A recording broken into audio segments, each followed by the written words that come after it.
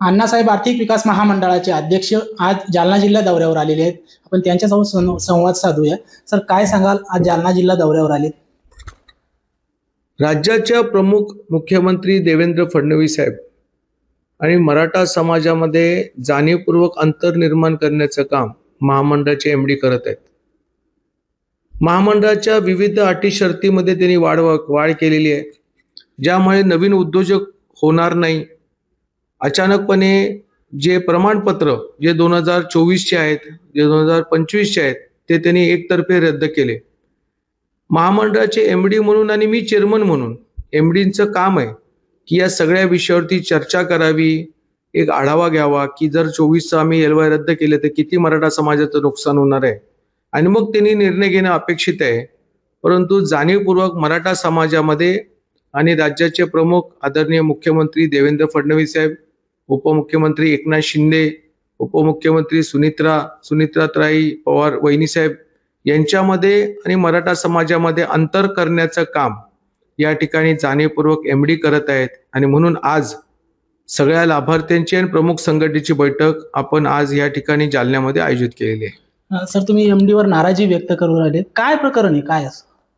कसं आहे, मराठा समाजाच्याला या योजनेचा लाभ मिळावा म्हणून माझी नेमणूक आहे. मी अध्यक्ष आहे, जो काही मला दर्जा आहे त्या दर्जाच्या माध्यमातून बँका कर्ज देत नसेल तर मग कलेक्टरकडे मीटिंग, बँकरकडे मीटिंग आणि शासनाच्या वतीनं जरी काही अडचणी असेल ते मार्ग काढण्याचं काम माझं आहे. परंतु एक लक्षात आलं की 1 वर्षापासून एमडी जाणीवपूर्वक अडथळे निर्माण करतोय आणि वारंवार लेखी पत्र दिलं, तोंडी सांगितलं. मी विखे पाटला नाही सांगत होतो मंत्री महोदयांना की साहेब, अशा प्रकारे जर अधिकारी मराठा समाजामधला आणि सरकारमध्ये जर अंतर निर्माण करत असेल तर म्हटलं हा फटका समाजाला तर आहेच आहे, पण शासनाच्या बद्दलही लोकांचे मन नाराज होतील आणि विरोधात जातील, आणि ते आता एमडींच्यामुळे ते होत आहे. अण्णासाहेब आर्थिक विकास महामंडळाची स्थापना गावखेड्यातील मराठा समाज हा उद्योजक व्हावा म्हणून यासाठी झालेली आहे. मग एकीकडे एमडी असं का वागतायत?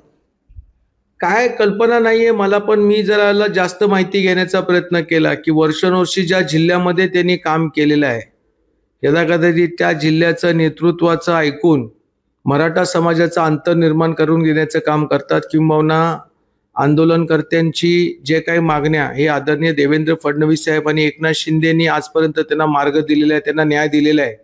आणि त्यांचं आणि मराठा समाजाचं आता घट्ट नातं होत असताना कुठल्या तरी माध्यमातून त्यांच्या मराठा समाजाचं आणि देवेंद्रजींच्या मध्ये अंतर निर्माण करून देण्याचं काम महामंडळाचे एमडी अडथळे निर्माण करून, महामंडळाच्या लाभार्थ्यांमध्ये अडथळे निर्माण करून करतायत हे स्पष्टपणे दिसते. म्हणजे तुम्हाला म्हणायचं आहे का, हे जे एमडी आहेत हे मराठा तरुणांमध्ये जे उद्योजक आहेत त्यांचे माथे भडकवण्याचं काम व सरकारच्या विरोधात जाण्याचं काम करू राहिले का? खरी गोष्ट आहे की जर नवीन प्रमाणपत्र घेण्याकरिता जर एमडींच्या माध्यमातून सूचना होतात की 6 लाखाचं उत्पन्न असेल तर 15 लाखाचं योजनेचा लाभ घेण्यासाठी प्रमाणपत्र दिलं जाईल. आता जर मराठा समाजाकडे 6 लाखाचं जर उत्पन्न असतं तर तो लाभार्थी झाला असता का? एकतर अट काय आहे की 8 लाखाच्या पेक्षा जास्त उत्पन्न नसावं, परंतु अशा उत्पन्नाच्या अटी, त्याचबरोबर 2024च्या अगोदर ज्यांनी प्रमाणपत्र आहे, ज्यांच्याकडे LY आहे आणि ज्यांनी कागदपत्र बँकेमधून कर्ज घेतले आणि काही कारणास्तव जर त्यांनी कागदपत्र अपलोड केले नाही, त्यांचं अचानक त्यांना न कळवता रद्द केले.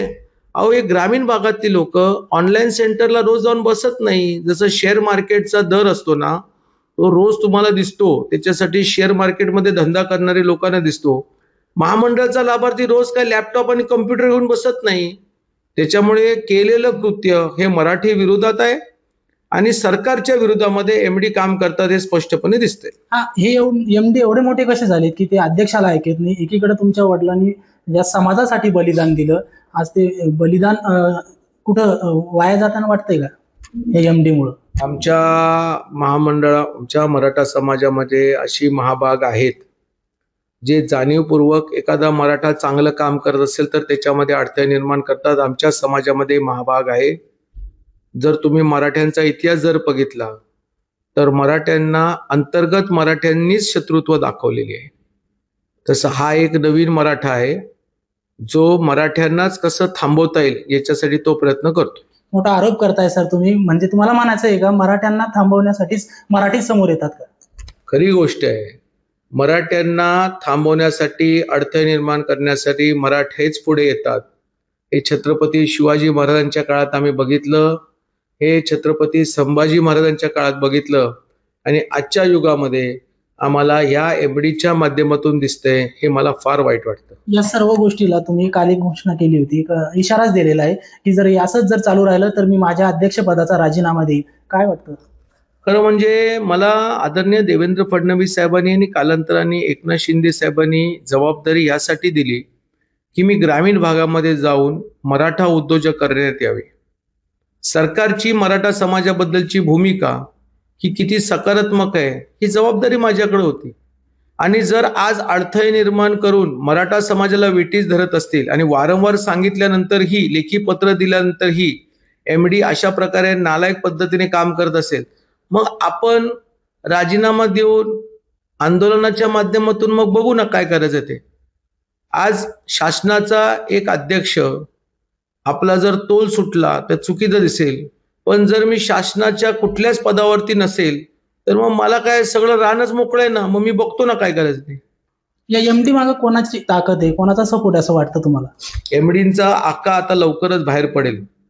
एमडीने कुठल्या कुठल्या जिल्ह्यामध्ये काम केले आणि त्या जिल्ह्याचं नेतृत्व कोण करत होतं हे आता मी लवकरच सांगणार आहे. मी पण माहिती काढायला लोकांना सांगितले की कुणाच्या सांगण्यावरून, खास करून भाजप, देवेंद्र फडणवीस साहेब, शिवसेना, एकनाथ शिंदे साहेब या दोघांनी म्हणून मराठा समाजाला आरक्षण महामंडळाची योजना आणि सारथी हे त्यांनी दिलेलं आहे. त्याच्यामुळे त्यांना अडथळा निर्माण केल्यानंतर मराठा समाजामध्ये द्वेष पसरल्यानंतर कुणाचा फायदा होणार आहे हे आता संशोधनाचा भाग आहे. आणि लावलीत मी पण माणसं कामाला जरा. पाटील साहेब, माझा एक शेवटचा प्रश्न आहे, आता सोशली प्रश्न आहे. जरांगे पाटील यांनी पुन्हा एकदा 29ला आंदोलनाचा व उपोषणाचा इशारा सरकारला दिलाय. काय वाटतं या विषयावर तुम्हाला? बघा, मुंबईच्या आंदोलनानंतर आमच्या विखे पाटील साहेबांनी, मंत्री महोदयांनी त्यांच्या मागणीला अनुसरून या ठिकाणी हैदराबाद गॅझेटर लागू केलं. कमी वेळेमध्ये खूप मोठ्या प्रमाणामध्ये सर्वेक्षण झालं आणि ज्यांच्या नोंदी घावल्या त्यांना ते प्रमाणपत्र दिलं. आता हे प्रमाणपत्र देत असताना जात पडताळणी विभागाकडे जाऊन त्याची व्हॅलिडिटी करून घेणं गरजेचं असतं आणि त्या व्हॅलिडिटी करत असताना आपल्याला योग्य कागदपत्रही देणं गरजेचं असतं. आता हे कागदपत्र दिले नाही हे जात प्रमाणपत्र देताना अधिकाऱ्यांनी शोधलं पाहिजे. परंतु सरकार आंदोलन करते, मनोज जरांगे पाटील साहेबांच्या भूमिकेमध्ये फार समाधानी आहेत. त्यांना पाठबळ देतात, त्यांचे मुद्दे त्वरित हाताळले जातात. मग ते उदय सामंत असो, आदरणीय एकनाथजी शिंदे साहेब असो किंवा मग आदरणीय विखे पाटील साहेब असो आणि स्वतः मुख्यमंत्री मराठा समाजाला जेवढं काय चांगलं करता येईल ते देत असतात. मला असं वाटतं की काही गैरसमज असतील ते लवकर दूर होतील. नक्कीच. हे होते अण्णासाहेब आर्थिक विकास महामंडळाचे अध्यक्ष. आज ते जालना दौऱ्यावर आले असता त्यांनी महाराष्ट्र टाइम्स ऑनलाईनशी संवाद साधलेला आहे. महाराष्ट्र टाइम्स ऑनलाईनसाठी योगेश काकपळे, जालना.